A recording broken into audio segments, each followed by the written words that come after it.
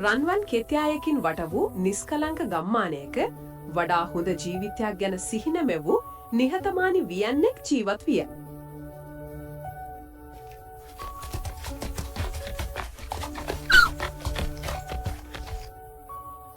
සෑම දිනකම ඔහුගේ දෑත් දියතිර රෙදි වියන යන්ත්‍රය මත එහා මෙහා යද්දී ඒ වියන්නා තමන් ධනෙන් හා සැප සම්පතින් වටවී සිටින අයුරු මවාගත්තය.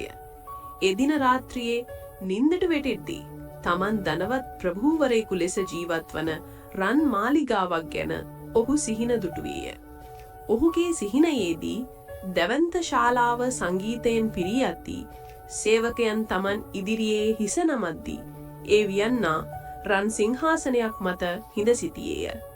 නමුත් වැඩිකල් නොගොස් කාදරකම ඊර්ෂ්‍යාව සහ බිය ඔහුගේ හදවතට රිංගාගත් නිසා ඒ සතුට මැකී ගියේය. තම චාම් ජීවිතයේ තිබූ සාමය ඕනෑම රන් සිහිනයකට වඩා වටිනා බව අවබෝධ කරගනිමින් ඔහු ගැස්සී අවදි විය.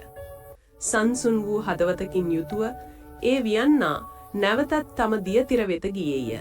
සාමය, තම කාර්ය සහ සෑහීමකට පත්වීම යන සැබෑ වස්තුන් ගැන ඔහු කෘතඥ විය.